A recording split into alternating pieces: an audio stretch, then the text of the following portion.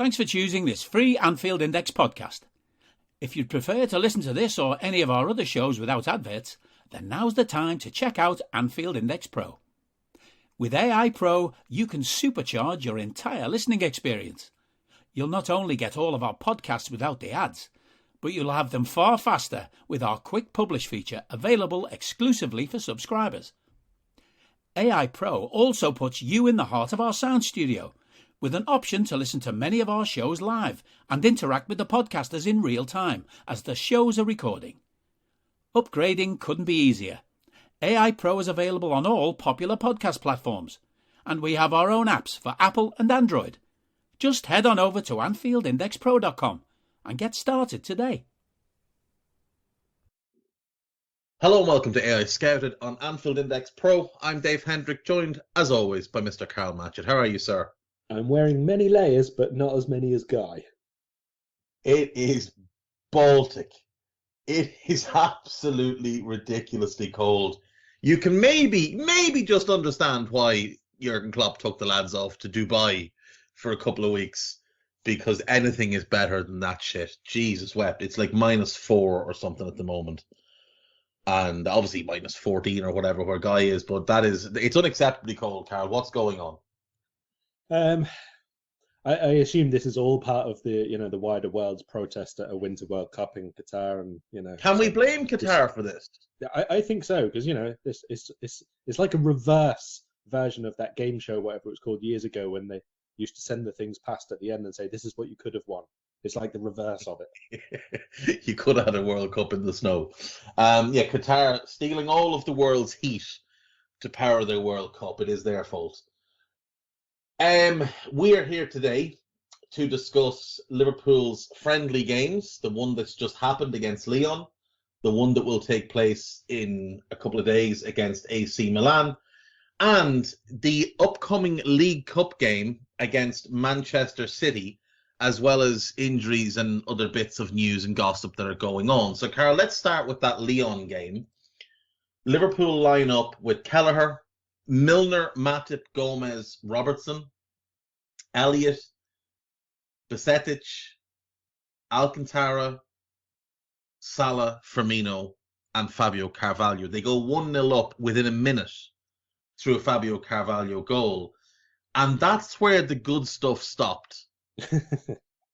Harvey Elliott gets injured and has to go off. Now, it seems like it might just have been a precaution to bring him off. Yeah. So off he goes, and Melchimu Frauendorf comes on.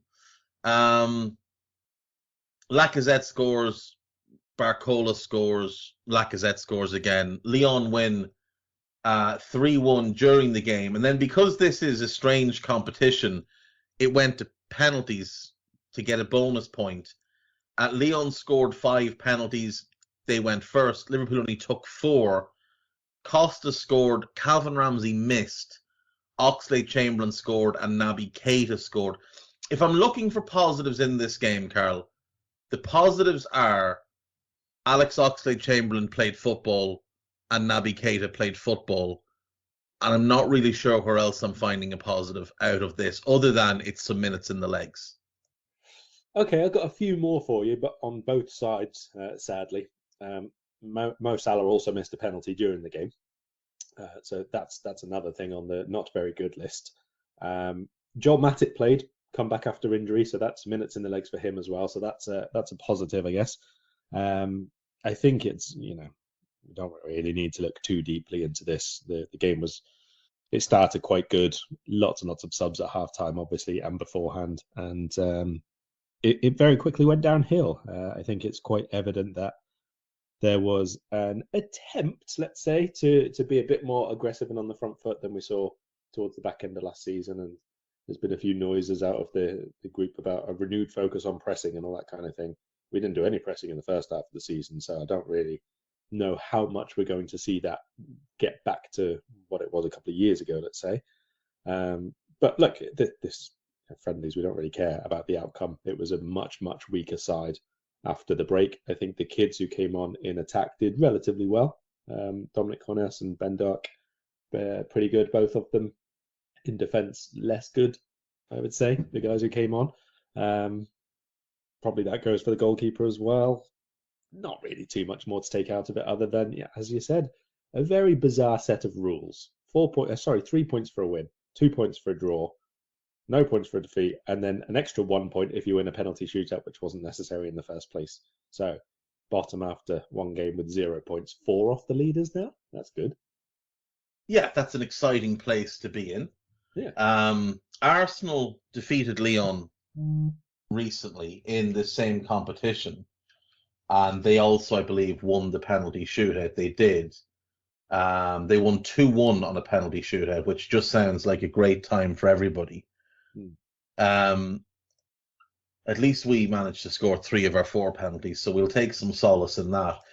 All being all, the only thing that matters is its minutes in the legs, and that is really the be-all and end-all of this whole competition. Like, we're not there to try and win silverware, we're there to try and get players fit. And are you saying that winning the Dubai Super Cup would not need a change to our Wall of Honor or whatever it's called? No, I'm suggesting that maybe we should do away with the Wall of Honor and just build a massive Dubai Super Cup mural. Yeah. And kind of make that the focus of the club moving forward, that we just retain that competition the next time there's a Winter World Cup on, or wherever it's played next. Build a room shaped in the same dimensions as the trophy. Yeah, and we'll call it the Ben Doak room. There you go. You're right. I didn't watch this game live. I watched it last night because I knew we were going to talk about it today, and I will be honest, I skipped through large portions of it. But he did look very bright and very lively. And Dominic Cornice, you mentioned as well. I wasn't aware of him. That's the first time I've actually seen him play. But he certainly looks like a tidy midfield player. A little bit disappointed to see Ramsey miss his penalty. Not to criticise the kid, but for him more than anything. I had hoped he'd start. That was when I saw the 11. That was my big disappointment, was that he wasn't starting. My assumption is it was because Klopp has to have Milner or Henderson or somebody like that in the team because reasons. But I don't understand why Ramsey didn't start, unless it was a case that they just didn't think he could play from the start of the game. Yeah, I'm not really sure.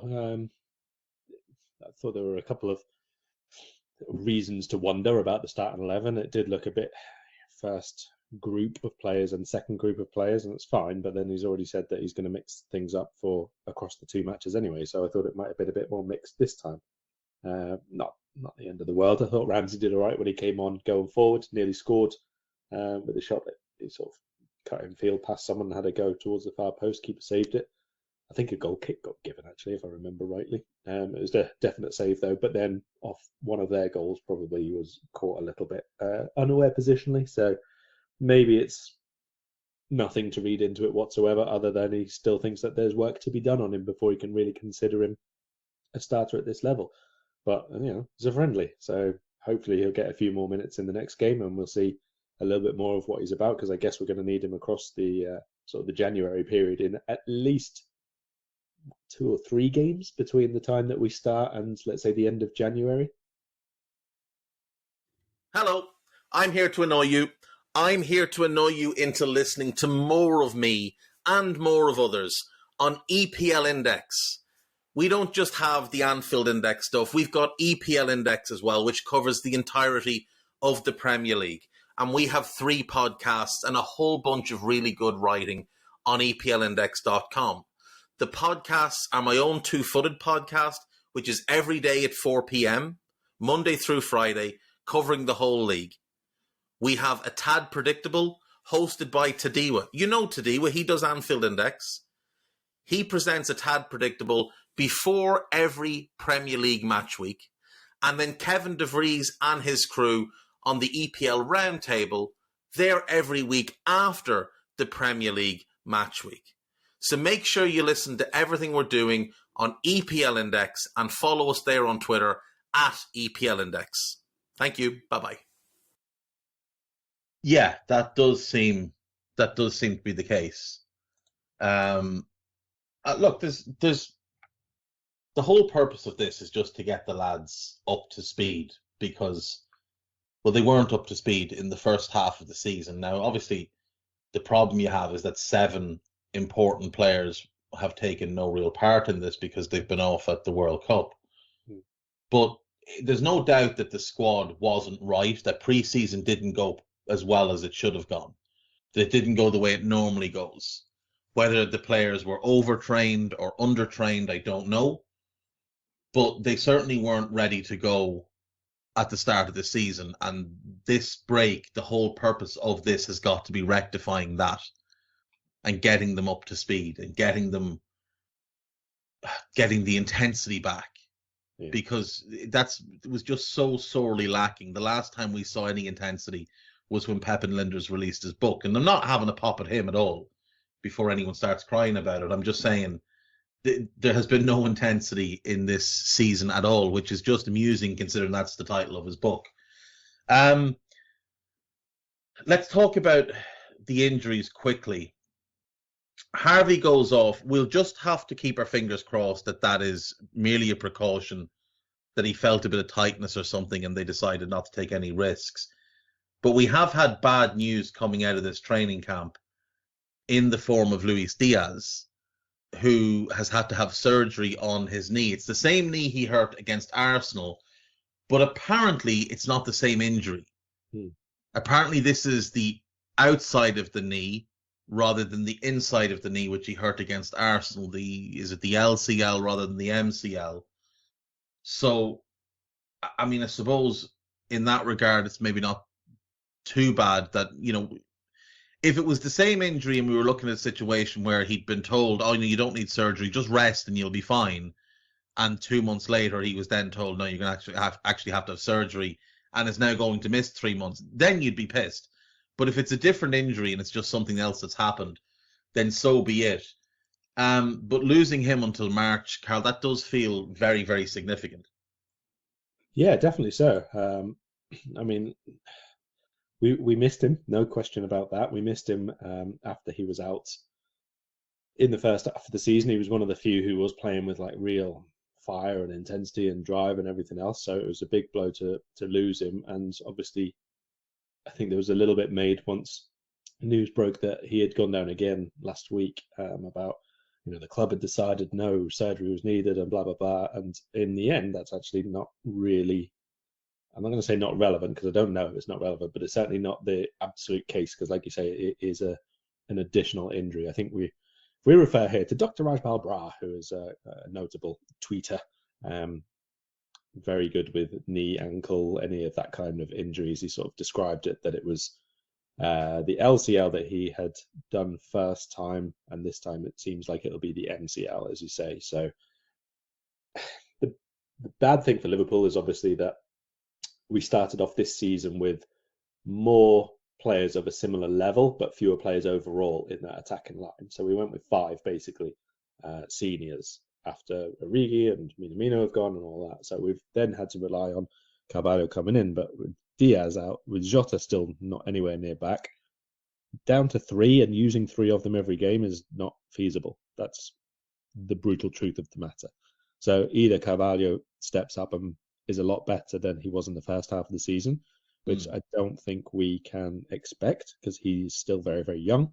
He's still learning not just what Liverpool want, but how he and the talent that he has fits into a senior setup with those levels of demands.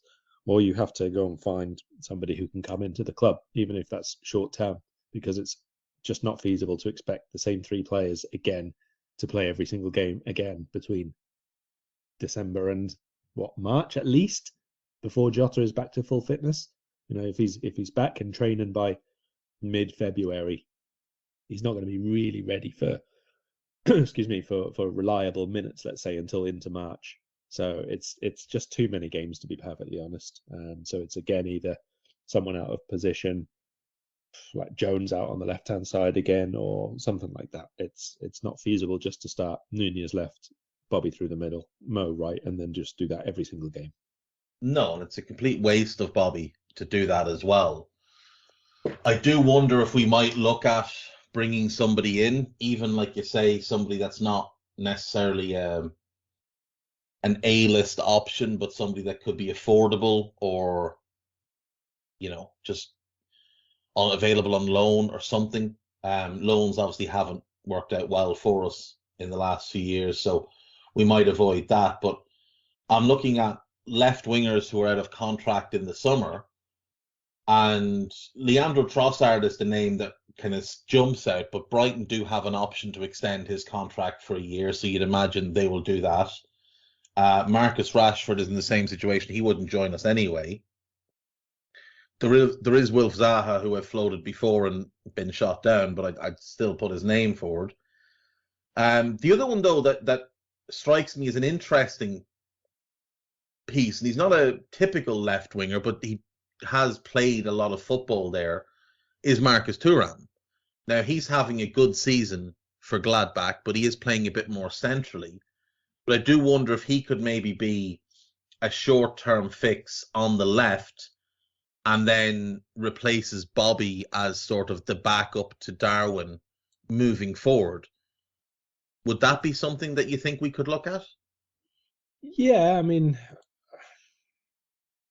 whether or not it's the specific name, I think the theory behind it, the idea of a succession plan who can play somewhere now and somewhere later is not the worst thing at all for us to be doing right now.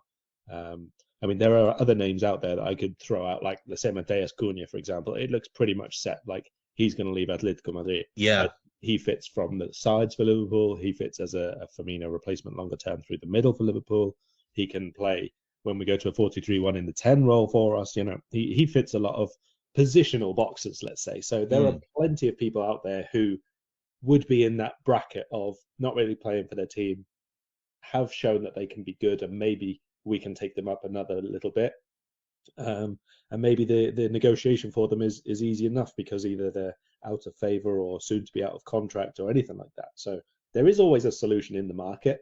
It's obviously not always easy to get it done, we know that, and sometimes it just doesn't appear to be what the club want to do. I personally still see more value in doing something like this than trying to do the very late loan deals or something like that. The only other thing that I would say you have the choice of doing is to go and find a very good young player. But since in this specific situation we've already got at least 3 or 4 of them who fit that bill in that position or that area of the team, I'm not really sure that's the best option for us either. No, I agree, because I mean, unless they're a real standout and an actual out-and-out left winger, is there any real point? If they're just going to be another player, say like a Carvalho, it's kind of a square peg in a round hole to stick him left wing, then I don't really see that there's any benefit in us doing that. I do wonder if Jurgen might look at some of the younger lads at the club, like a Frauendorf or, in particular, Ben Doak. I know he's a child. I know he's 16, but do you think there's a possibility we see him get a couple of starts just because? Like, if our focus in January is going to be on getting a midfielder or 2 in, which does seem to be what we're looking at, could it be that, say, maybe Harvey Elliott finds himself playing left wing and maybe Ben Doak is the rotation option? I mean, it might have to be, to be honest. There might come a point when we have to be looking at these players getting quite decent amounts of minutes. I'm not sure he would be like a rotation as such, because you're probably looking at Carvalho, Jones and Harvey Elliott all being options to be that rotation between them for one position. But, Doak, he's not afraid of playing the young kids. He's not afraid of putting them in if they're really showing up, the seniors in training, or have moved ahead of one of the other kids who has previously been in line. You think of Cade Gordon, for example. He made his way basically to the fringes of the squad, playing pretty well. Came on a couple of times. He's obviously been out for a long time, injured now, but he's now just about getting back to training. He's not in full training yet, but he's back out on the grass, that sort of thing. So over the next, again, let's look at the 2 months which are between Liverpool returning and Diogo Jota coming back to fitness, let's say. There's loads of games there to be played. I think we've got 7 before the end of January and maybe an 8th if we go through to the next round of the FA Cup. So we're going to have to change the team around plenty. Even if we do bring in another midfielder, I don't necessarily think that, with the exception of Oxlade-Chamberlain, who we've already seen in the attacking line and we know what we're getting with him, and it's not always exactly what we want from him. I don't think bringing in a midfielder frees up anybody else to play in that forward line. So it would be just Harvey Elliott moves back out there or back into the attacking line, let's say. I think we're quite fortunate that Darwin obviously has got decent experience, let's say, playing out on the left, and I think he's going to be looking to get used to that over the next 2 months at the very least. He should be involved against AC Milan, I guess, so it might be quite telling if he does start and play in that role as well. I don't like him left wing, I have to be honest. Of the players that you've mentioned, like I quite like Curtis on the left wing. Now he's not a left winger. He's gonna come narrow and he's gonna play out to in. But I do quite like Curtis in that role. I certainly like him more left wing than I do left side of midfield. Yes, I can hear the helicopter behind you, by the way, which is good.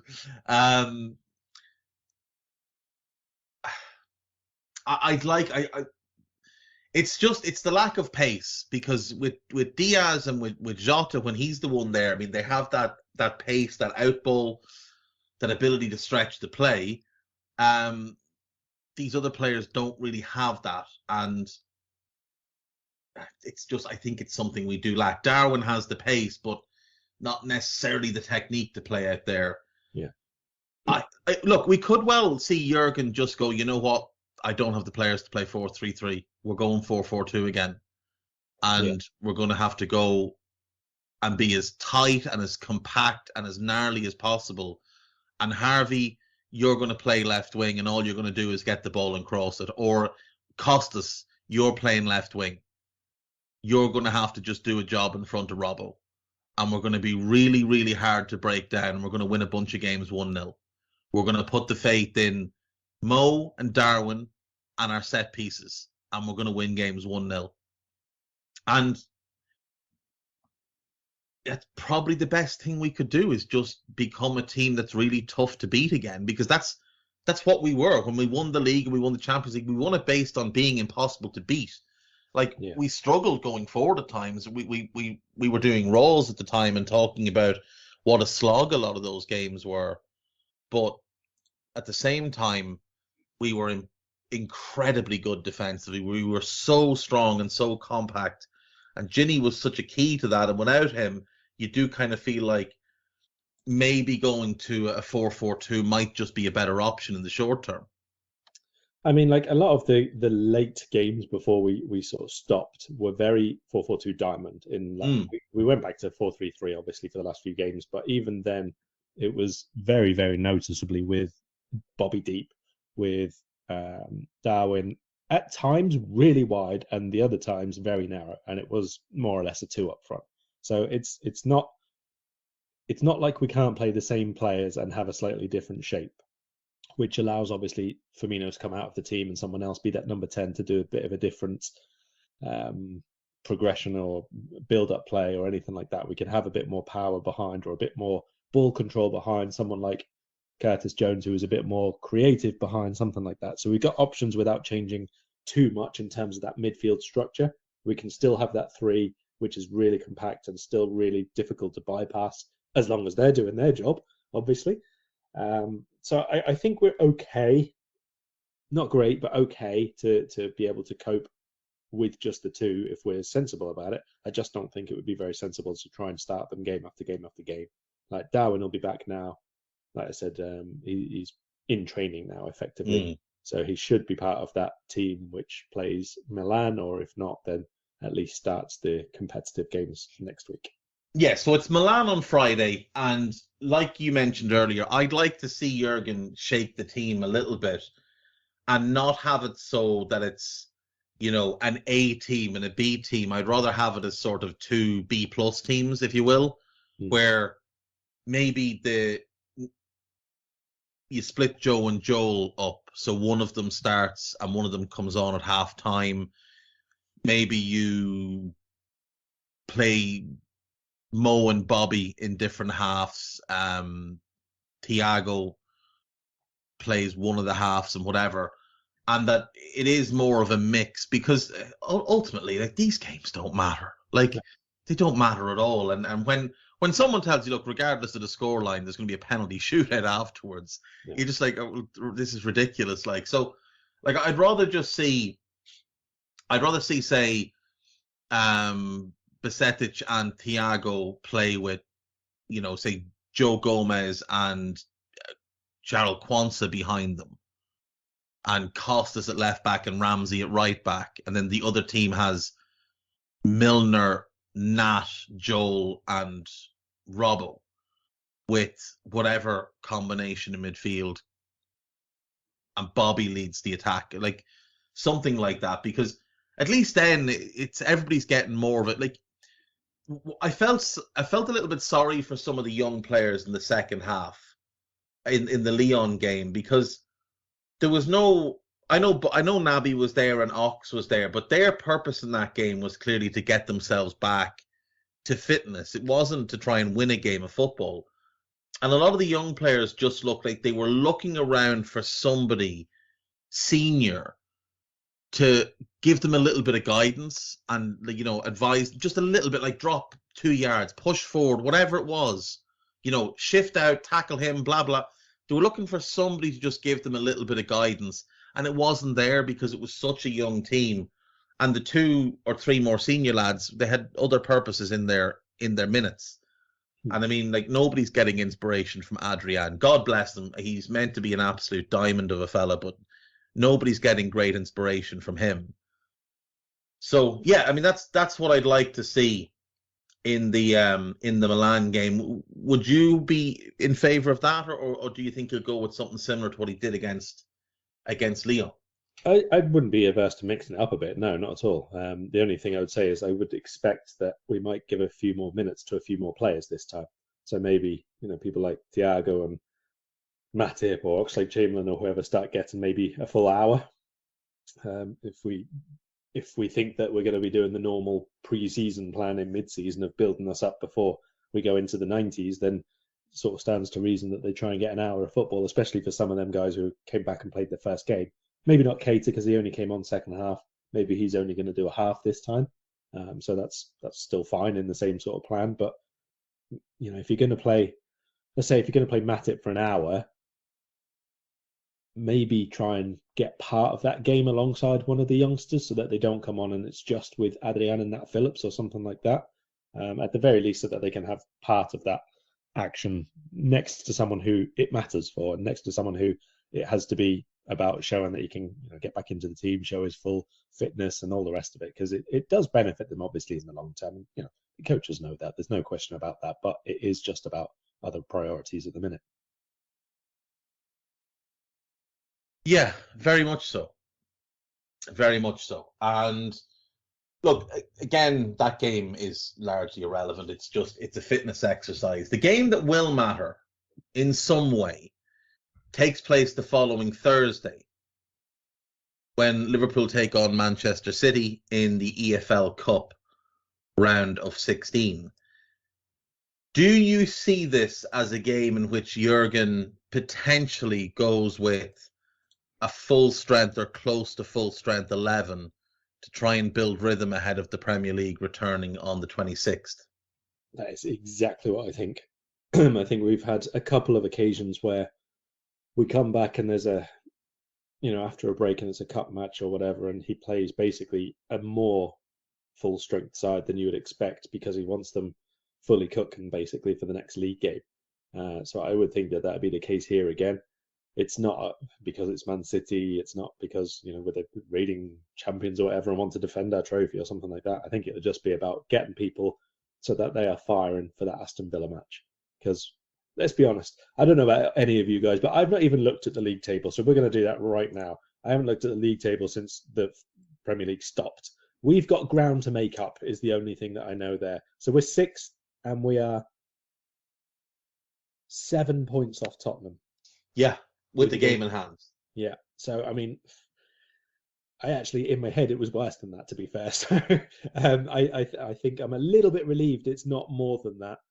But we don't have any time to waste here. And Aston Villa, as we know, are going to have been working with a new manager now who's obviously going to put quite a few of his dreadful ideas in place for boring the living shit out of the Premier League. He's at home, though. That means a standard 1-0 win. So we've got to break down that sort of piece of magic. They're a team who, just like us, want improvements big time, very, very quickly. They're a team like us who are tipped to go straight into the market in January. You have to be basically right on it. And after that, we got Leicester, who earlier on this season might have been a walkover for us, but Leicester were probably maybe the third most informed team before the league stopped. Yes. Arsenal and City, maybe. Newcastle, maybe. They were in really good form. Arsenal.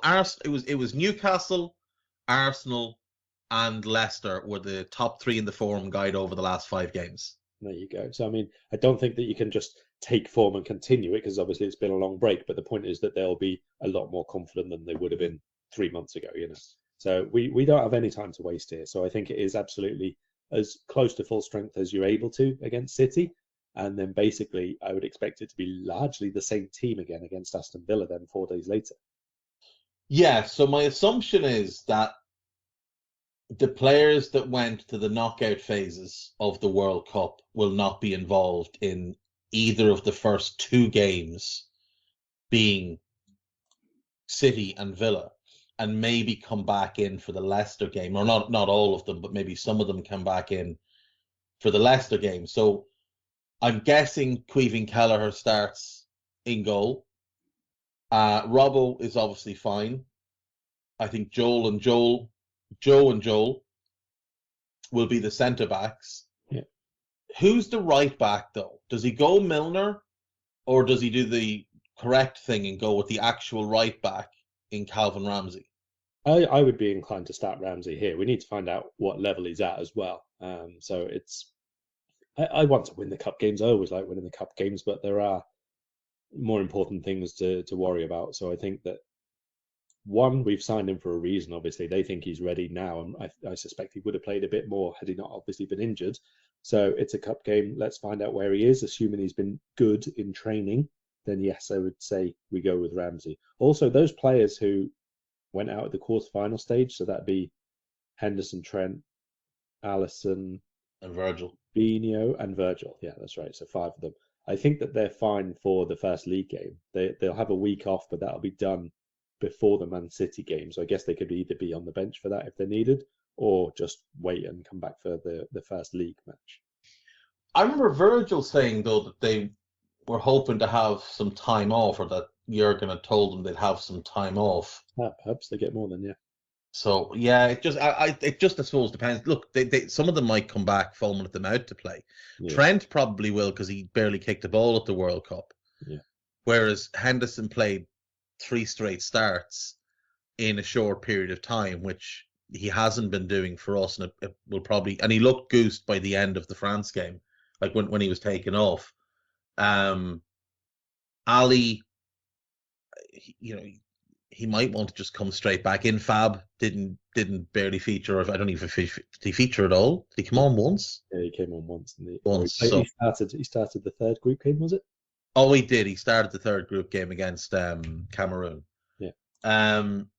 So he might be okay to play, but like Virgil played every minute of every game, so he might just need a little bit longer. So in midfield, the options aren't great. If Harvey has some sort of a niggle that they want to be careful of, he might not be an option.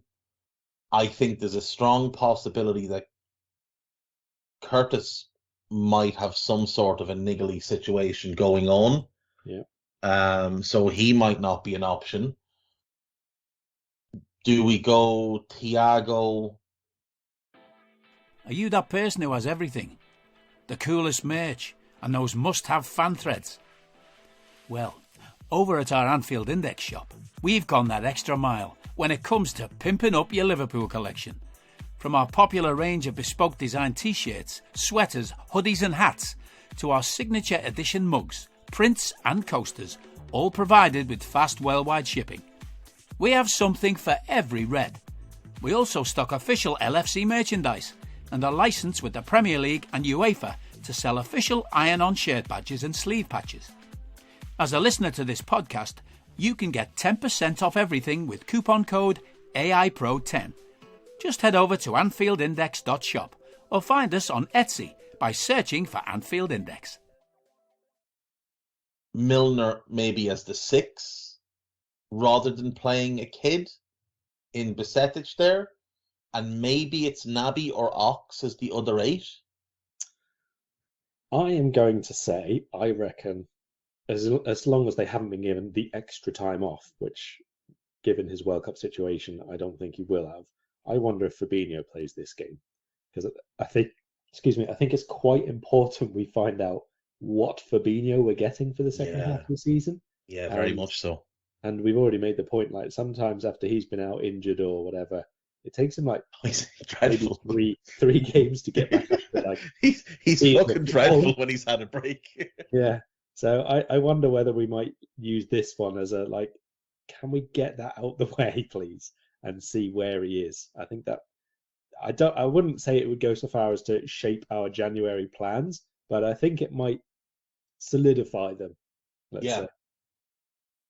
Yeah, if he comes back and looks like he's running in treacle again, then perhaps it ups the demand to get somebody in that role.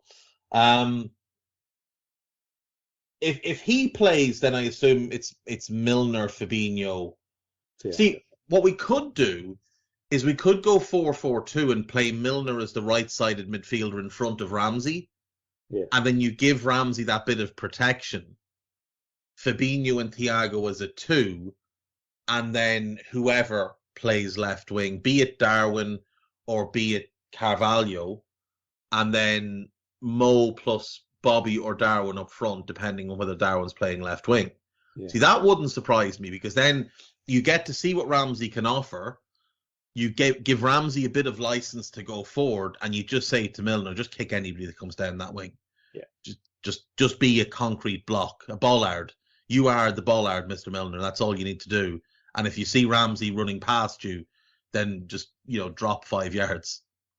Yeah, I think that would be a very sensible, even if it's a 4-3-3 in possession, 4-4-2 out of possession sort of switch up. I think that works quite well, to be honest. And I suppose the other part of the equation is to think that Man City, I suppose they're going to have Mahrez from their regular attack, but is that it? Haaland? Mahrez. So I'm looking at their squad now, right? So Kyle Walker, he's unlikely to play, I think. I think Diaz is unlikely to play, having played every minute of the World Cup bar the South Korea game. Calvin Phillips, maybe he plays because he didn't play a whole lot at the World Cup. Yeah, Phillips I'd expect to if they're back after the week. Stones I don't think will play. And Foden maybe. Foden's, I think, unlikely, because I think he'll want to be a bit more careful with him. But I think Grealish could play. So it wouldn't surprise me if we see a Mahrez, Haaland, Grealish front 3. Yeah, and because Grealish Grealish in midfield because he went out at the group stage. Who, sorry? De Bruyne. De Bruyne, yeah, and he's probably going to be like really, really wound up to play because they had such a disastrous World Cup. So you could see, and so did Gundogan. Gundogan went out in the group stage as well. So you could see De Bruyne, Phillips, and Gundogan as a midfield 3. Yeah. Which is pretty strong, let's be fair. No Rodri, I don't think. I don't think Laporte will play either. So at the back, you're probably looking at Sergio Gomez at left back. Rico Lewis, maybe? Rico Lewis right back, and then a Kanji and maybe a youngster at centre back. Maybe they just play one of their kids. Maybe, yeah. Josh Wilson Esbrand or somebody like that. I don't actually know what his position is. He could be a fullback for all I know. But yeah, he's probably a fullback. He's 5'9". But yeah, they might play a kid at centre back with a Kanji, with Rico Lewis and Sergio Gomez as the fullbacks, and then Stefan Ortega in goal. There's also the possibility that he plays Cole Palmer in midfield instead of KDB or Gundogan. Yeah. He does seem quite like him, and he looks a talented player, it must be said. But they'll be missing more players than us because they had a lot more players at the World Cup. And yeah, I think some of the group stage exit lads, like a Kanji, like De Bruyne, like Gundogan, might play. But then their age might count against them. They are 31, 32, and he might not want to risk them. The chance that they might get hurt and then end up out for 3 months or something could be Could be a bit much for Pep. I think they'll be the same as us, want to get them cooking before the league game. The thing is, though, like with Gundogan in particular, it doesn't matter. Like, you could drop him in having not played for 6 months, and he's going to be fine because that's just the type of player he is. KDB, though, I do think needs a bit of rhythm, and he definitely didn't have it at the World Cup. No. So yeah, maybe he starts in midfield with Calvin Phillips and Cole Palmer, and that's what we see. And like I said, I wouldn't be at all surprised if Grealish started left wing because he'd no World Cup really. Yeah, and De Bruyne's last game, I remember, was 1st of December. So it's like 3 weeks between matches. So he will absolutely play this one. Yeah, he'll want to anyway. So yeah, they'll be fairly strong. Yeah. I think we'll be a bit stronger in terms of the starting 11, but it should be a decent game. I mean, I don't really care for the outcome. It's again largely irrelevant to me because the only thing that matters now is securing top 4 and having as good a run as possible in the Champions League. The title is gone, and having won the domestic cups last year, I don't really care now. You can bin them off and just focus on the other 2. Yeah, they're the absolute priority, and I like a cup run, and I wouldn't mind going, quite deep into one, but I would rather get our form and way we're playing sorted out first. So I'm not going to cry at all if we are out of this. Hopefully we win just for the winning factor, for the beating Man City factor, for the confidence factor and all of that. But if there was a way for us to win and then also get thrown out of the competition for fielding an ineligible player, I'd probably take that option. Yeah, I mean, I don't know, maybe we could, after the win, maybe the team just collectively gives the referee a wedgie or something and they throw us out for misbehaviour. Yeah, that'll do. Something along those lines. But yeah, I mean, look, we could just win the game, and when the next round comes up, we just get an out dose of like chronic diarrhea or something, and nobody can play, so we just have to forfeit. Yeah. That'll be the Ben Doak game. Stick them. I like a cup run as well. I'll be honest, I do like a cup run. I prefer an FA Cup run because it's more important, but if you're going to have a cup run and you want to get top 4 and challenge for the title, then a League Cup run is probably better, given it's over earlier. And it's like, because the FA Cup obviously goes right to the end of the season and can be a bit of a distraction. I think it was a bit last season. Whereas the League Cup, I'm not sure when the final is this year. Is it in March? Is it back to February? Is it March? I'm not 100% certain. Sunday the 26th of February. Yeah. So, I mean, it's over then, and you've still got 3 months left in the season. Yeah. So, and am I right in thinking that's Europa League and not Europa Conference League? We can avoid embarrassment. I think it is Europa League. I think you're right.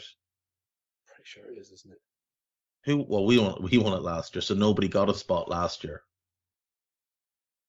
I mean, I'd like it to not come down to that at the end, but just in case. I'd rather have no Europe than either Europa League or Europa Conference League because Guy is breaking our hearts here. Oh no, it's the Conference League. It's the Conference League. Oh, sod that then. No, let's get out. Let's get ourselves binned out. What we do is we just put 2 goals through our own net early. Yeah. And then try and win the rest of the game 1-0. So in our heads, we've won the game. We've just gifted them advancement to the next round. So yeah, 4th round. The quarterfinals are in early January, I think just after the FA Cup begins, or the 3rd round of the FA Cup. The semi-finals are the end of January, and against the 2-legged nonsense. And then the final is the 26th of February, yeah. Who else is in it? Here's the question. I don't think we want the semi-finals and all of that sort of stuff, do we? Let's be honest. You've got MK Dons, you've got Leicester. Leicester should win that. You've got Wolves and Gillingham. Wolves should win that. Forest and Blackburn. I actually think Blackburn should win that because they're at home. Charlton against Brighton. Brighton should win that. Southampton and Lincoln. Southampton should win that. Toon and Bournemouth. Toon should win that. And then United and Burnley. It's a bit of a coin toss, but you'd say United should win that. Realistically, if we win this, like, We Newcastle. should win the competition. Whoever wins this tie should go on and win the competition. The biggest test, I think, will be Newcastle. Yeah, no question. This is like actually looking at it now, is a massive, massive chance for Newcastle to end that. What is it, 340 years or something since their last trophy? At least. At least. God's dog was a puppy when did they last win something? Right, their last trophy, the last league title was 1927. So they're rapidly approaching the 100 years. Their last FA Cup was 1955. There you go, 55. And they've never won the League Cup. They won the Charity Shield in 1907, so congrats on your friendly. And they won the often forgotten, and rightly so, Sheriff of London Charity Shield in 1907. Your club hasn't had a whole lot of success when your Wikipedia is listing the Sheriff of London Charity Shield, and not in, that's in domestic honours, not in other honours. And that's not even the Sheriff of Nottingham Shield. It's no minor sheriff. That's it. The secondary sheriff. Some fruitcake. They did win the Intertoto Cup in 2006. So did 6 other teams. Which, what a competition! Bring back the Intertoto Cup, I say.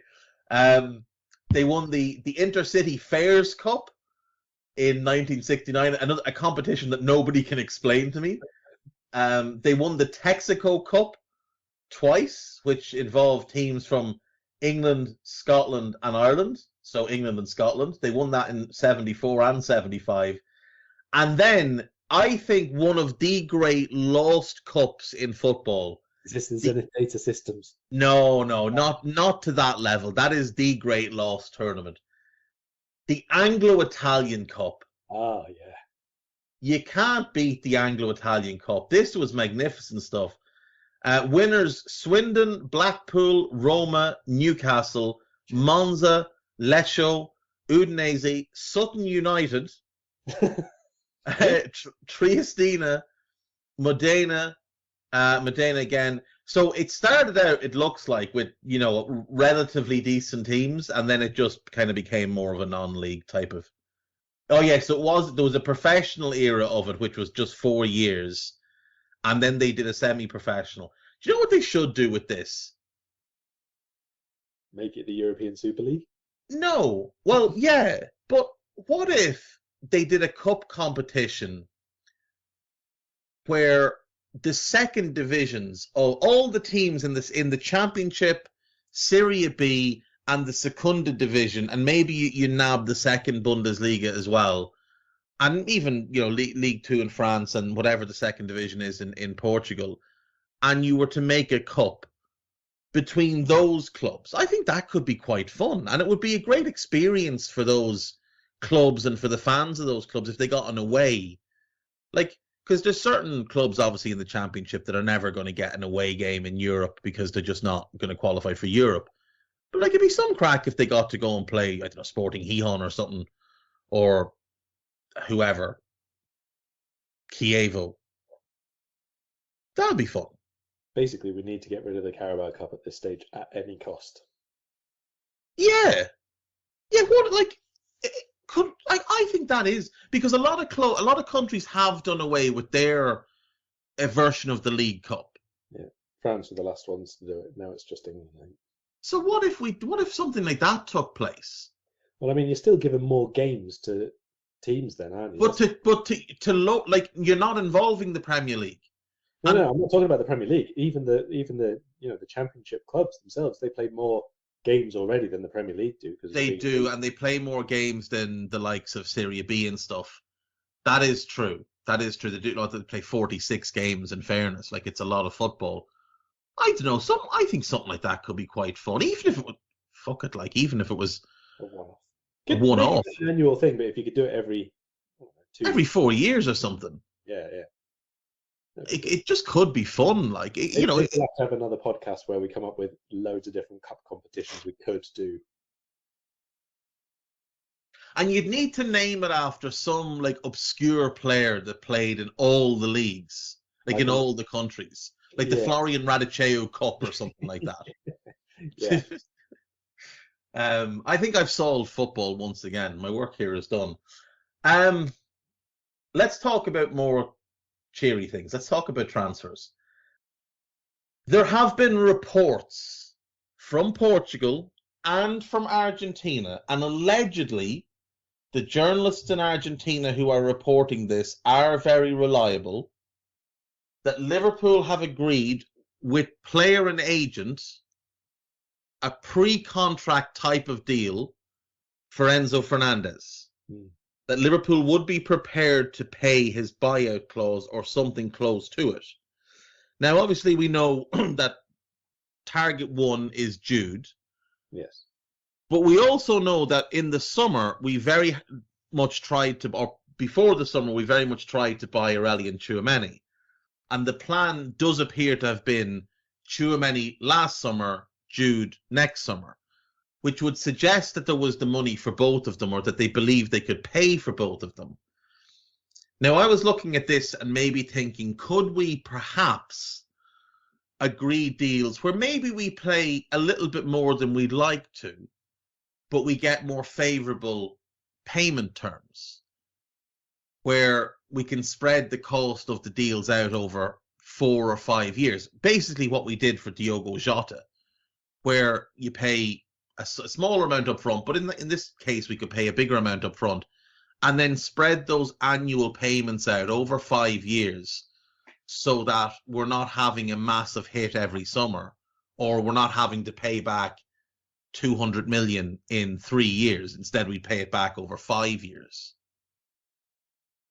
Well, we're certainly going to have to do something, and I think first and foremost that relies on us getting in the top 4, not any of these other Anglo-Saxon, Anglo-Italian Zenith systems competitions and equivalents of the modern day, because that's where the money is. Let's be honest, we have to get top 4.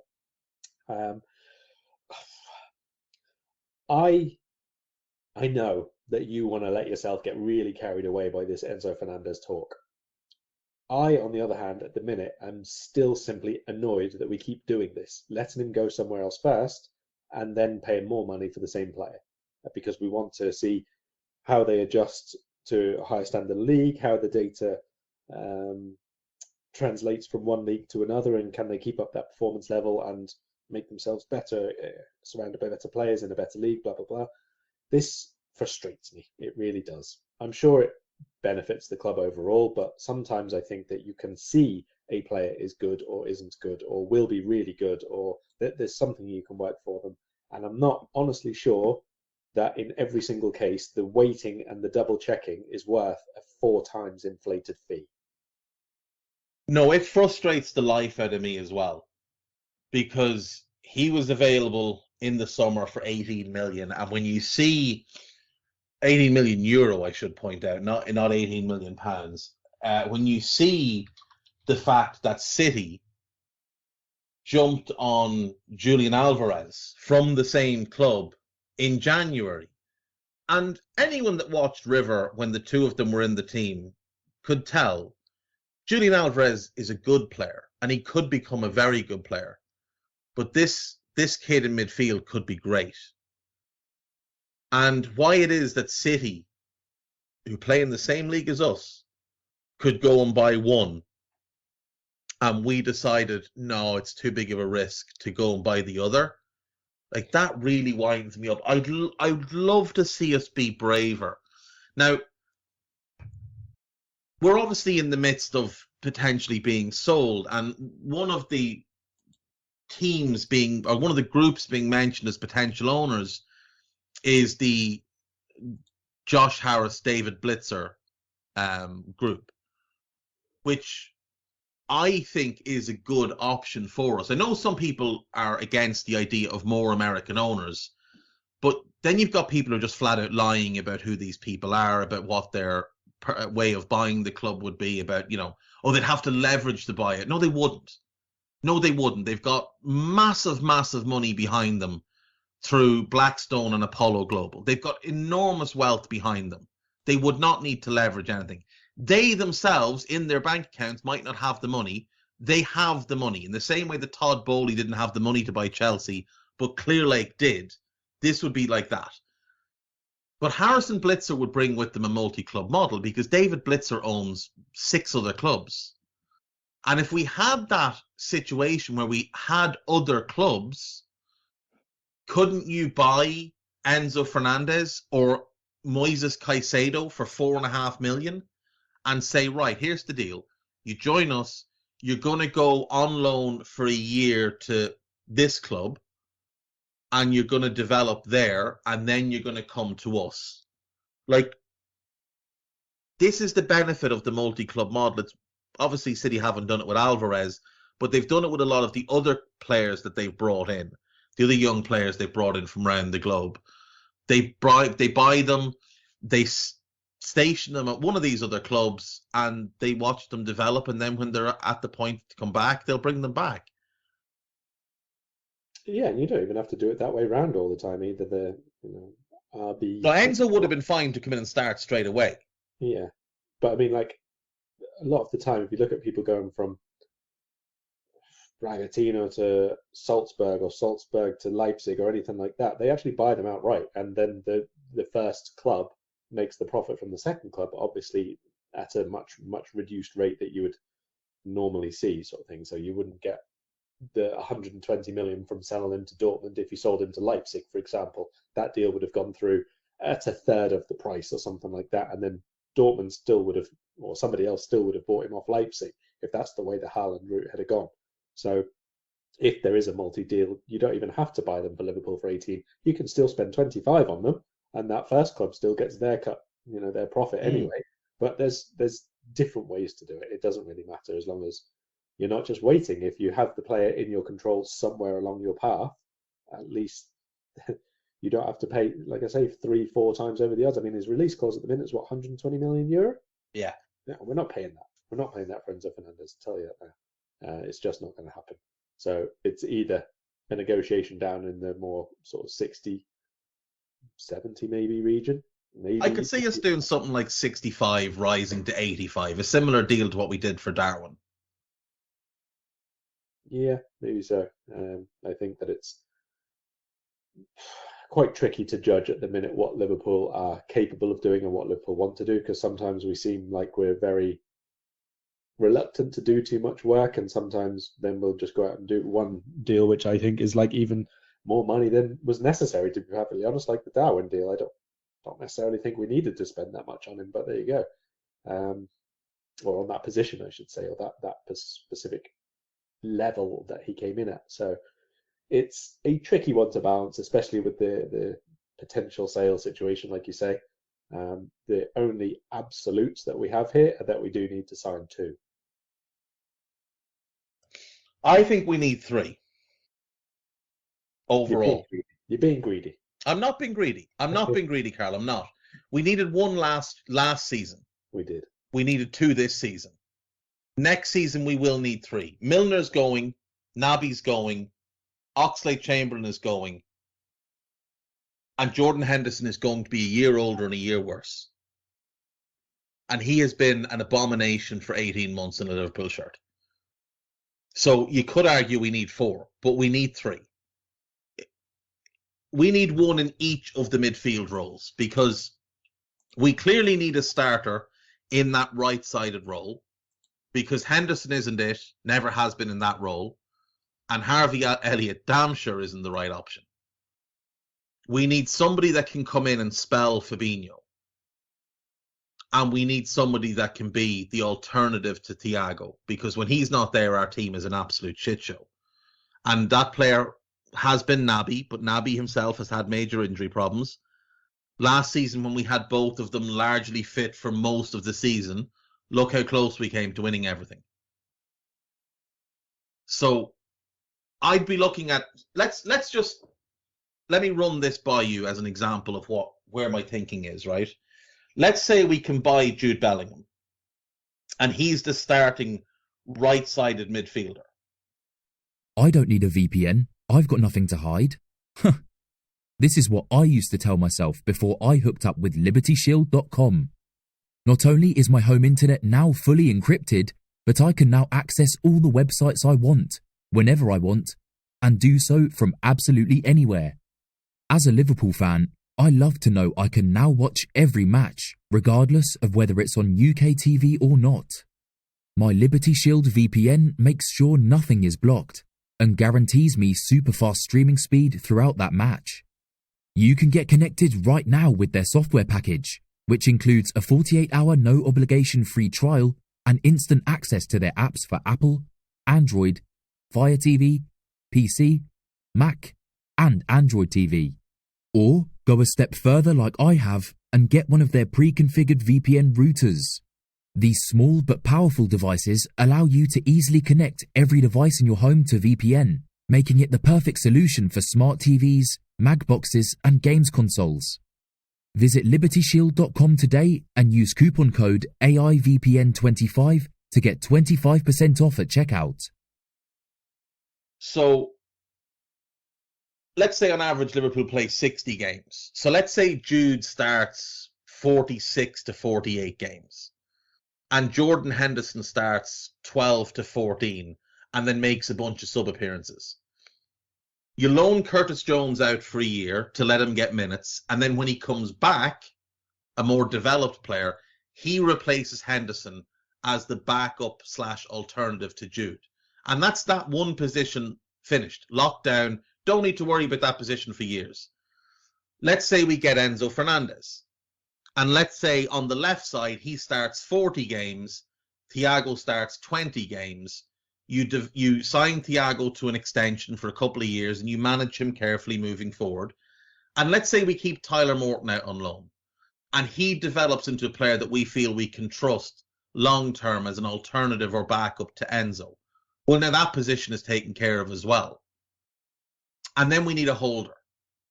And let's say it's someone like Emmanuel Ugarte or Emmanuel Kone who comes in. And let's say Fabinho starts 35 games and this younger player starts 25 games. And over a 24-month period, you change that. And Fabinho stays on as a holding, as the depth piece. But Basetic develops behind him and can eventually take over from Fabinho when he moves on. Now, that's a perfect world situation.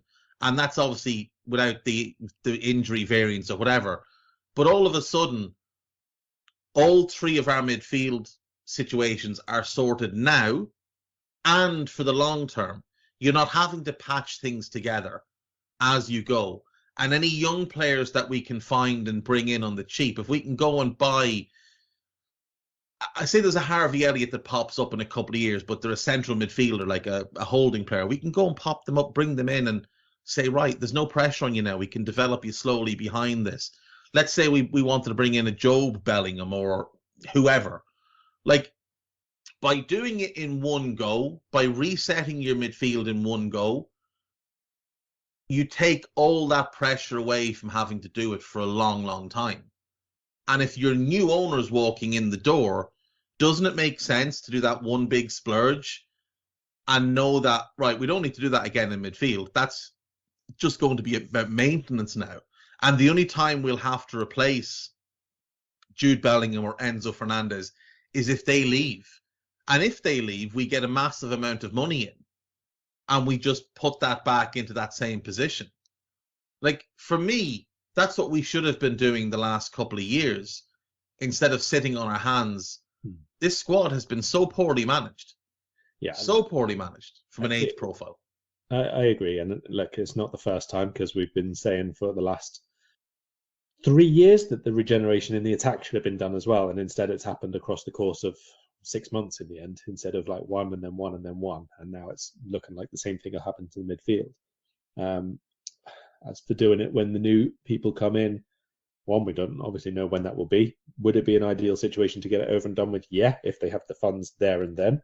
Two, the other discussion point is who makes those decisions. Is it going to be, Klopp overall? Is it going to be some of the current team staying on with the new owners? Is it going to, there's so many unknown parts. And what I really, really wouldn't like is such a muddled situation where you get new people come in with the idea of what the team should look like, and then they bring in the people who they just want in the team, sort of thing, and that will not work. It would not work for Liverpool or Klopp or anything at all in that team building way that we have done it so far.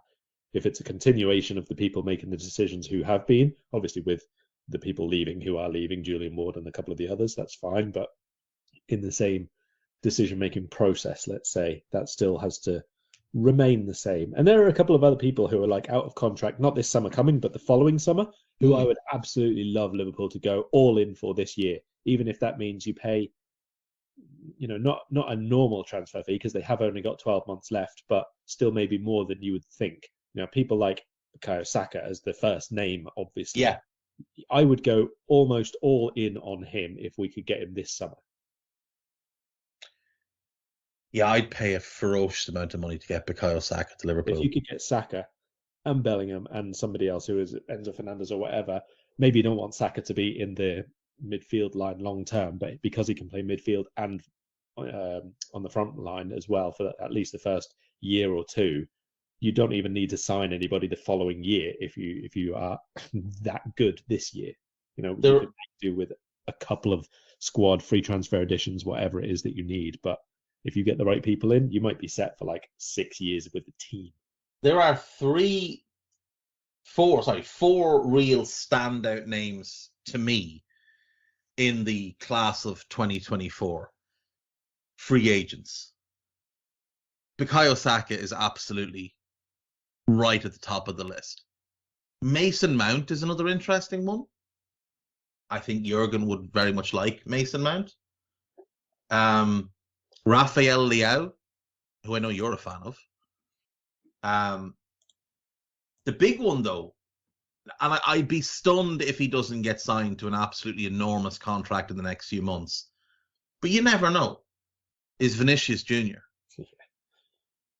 Now, I don't see any possibility that Real allow that to happen. No, I'm not even going to pretend that one's an option. Kane is at a contract, he wouldn't interest me. Declan Rice is on the list, but West Ham have an option to extend his deal for the year, and I'd be amazed if he ends up anywhere other than Chelsea. Martinelli is out of contract in 2024, but again, I think his deal gets done. Alessandro Bastoni, he's a really interesting one to look at. Marquinhos and Milinkovic-Savic are great, but they're older, and I don't think they'll be part of the profile. Ousmane Dembele, I mean, he's an awful lot of fun. And then there's one that I don't think either of us could turn down, even though he'll be nigh on 30 when that comes round. In fact, he will be 30 by that summer 2024, so he'll be 29 this summer. Is Mateo Kovacic, who at any age just gimme, because he's so fucking good. He is ridiculously good. But there are, I agree. I think that's an interesting group to be looking at. And I think we should be looking at these things. I don't know when we stop being so proactive and we stop being as smart as we were. I don't know what's happened. I assume there's definitely been big disagreements behind the scenes whether it's between the coaching staff and the analytics department, or between the analytics department and the recruitment department. I don't know.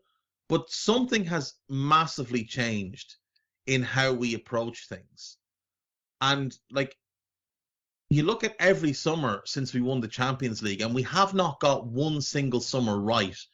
We've always left ourselves short. We left ourselves massively short in the summer of 19. I know we won the league, but we won the league based on the power of the team that we had, not on what we added, and then we ran out of steam the following year. Going into that season after we won the title, we'd left ourselves short at least a centre-back. Last season, then, we left ourselves short a midfielder, and it just cost us each and every time. And it doesn't seem like that should have happened. It seemed like we were too smart for that to happen. We were lauded by everybody. You had people from clubs all over Europe saying, we study Liverpool and we watch what they do. I remember reading an interview with one of the recruitment guys from Athletic Bilbao, and he was talking about how in awe they were of Liverpool's recruitment.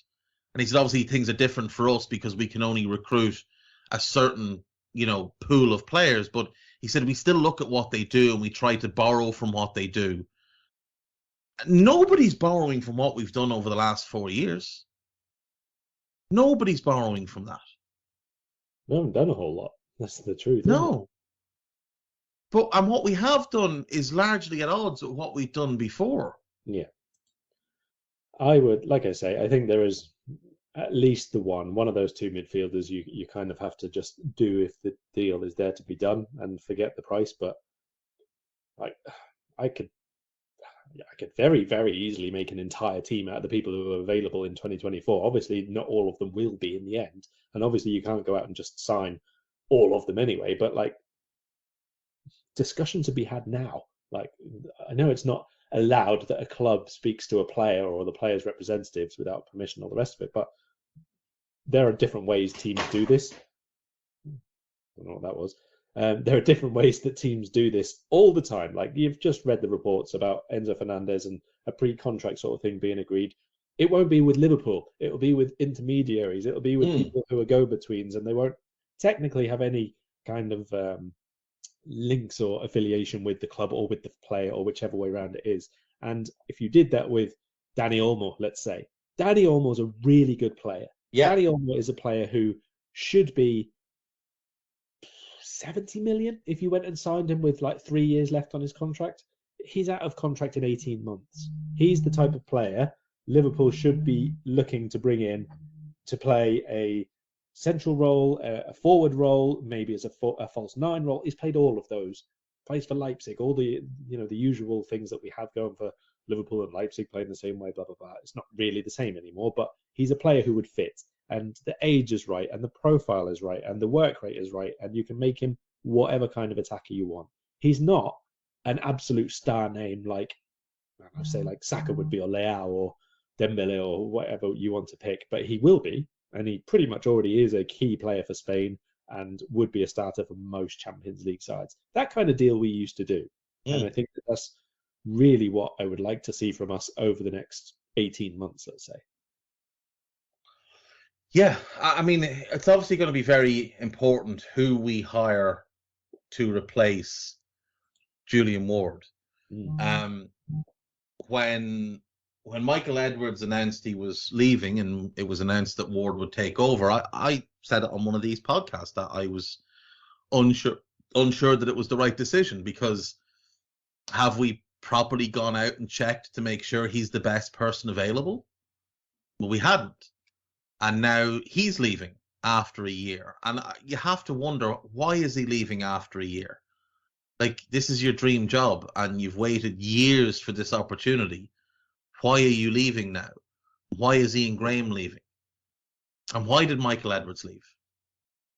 Like, I don't know. Something is not quite right in the water, but we have a real shot at fixing a lot of those problems. Another name I'll throw at you, and I want your opinion on this one, and we'll leave it after this one. Would you take a gamble on Nicolo Zaniolo, even with the knee issues? Give me a price. But he's got 18 months left on his deal. Transfer market have him at 30 million euro. They're not always the best. I would say come the summer, though, that might be in and around maybe 35. Probably. I think for 30 I would. Because the talent is outrageous. He is. He's also been playing a lot more as like, nearly a second forward, to be honest, this year. And I think a lot of that would depend on how Liverpool play, because I don't see him playing as a wide forward for us anymore. So I think it would be, if we do have the narrow forwards and the Firmino Diamond 9.5 sort of player, I think he could be that. I don't see him being a wide forward for us. I think we need more speed of play, goal scoring potential, that kind of thing. More Darwin and less Zaniolo, basically. You could still have him as an 8. I'm not really sure he has the physical prowess to play it for us in the way that Klopp does. He definitely doesn't really have the defensive tenacity, let's say. No. That's a big part of the reason why Mourinho has moved him further forward, to be honest. And when he does get tenacious, he tends to get himself sent off. Yes, there's tenacity and there's just inability to tackle. He's a forward for me now more than a midfielder. That's how I see him. He's much more of a second line forward than a running from deep midfielder, which is what he was sort of coming through, basically. So, yeah, I could see scope for it, but it would depend a lot on how we line up that attack. If we go to the 4-4-2 on a more regular basis, which now we're not, I would say yes, he'd be a really good second forward. If we have the withdrawn forward and very narrow, wider forwards playing in all the time, again, I could see him being very good there. But if it is a 4-3-3, if Darwin is going to lead the line on a longer term basis, I don't think he fits. No, I don't either. But I do think him and Darwin as a two or one up, one off could be a lot of fun. Right, last thing before we go. Karl, I think we need to get in touch with Interpol and report a case of severe international bullying that's taking place. Right. So as you know, I'm a fan of João Felix, and I always thought it was a bizarre fit for him at Atletico Madrid under Diego Simeone, and that has proven to be the case, just that it hasn't worked. And now apparently he wants to leave, and Atleti are open to letting him leave at the right price. I would imagine that price is 90 million or thereabouts. One of the clubs most strongly linked, and apparently the favoured club of agent George Mendes for João Felix, is Aston Villa. Why does George Mendes want to take him from Diego Simeone to Unai Emery? What the fuck is going on? I can only assume this is nonsense.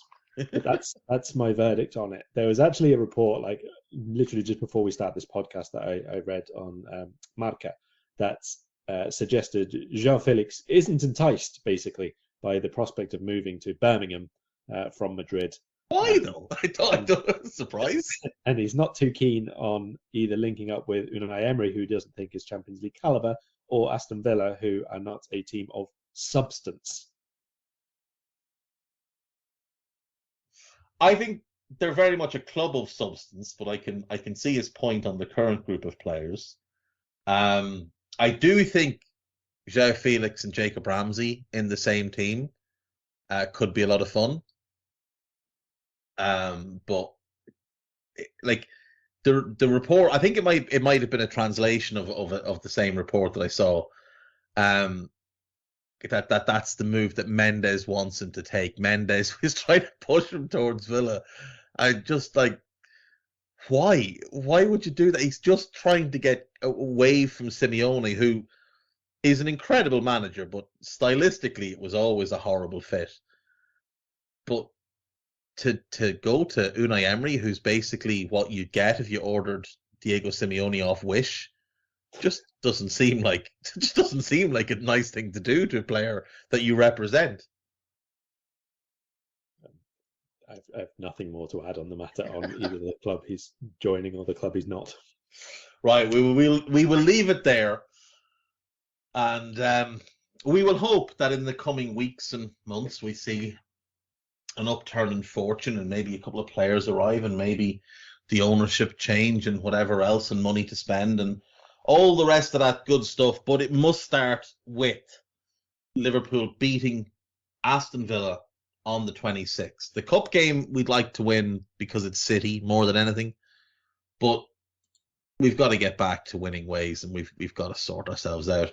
Is there anything you want to make people aware of before we go? I've no idea when this is going out, so it might all be redundant.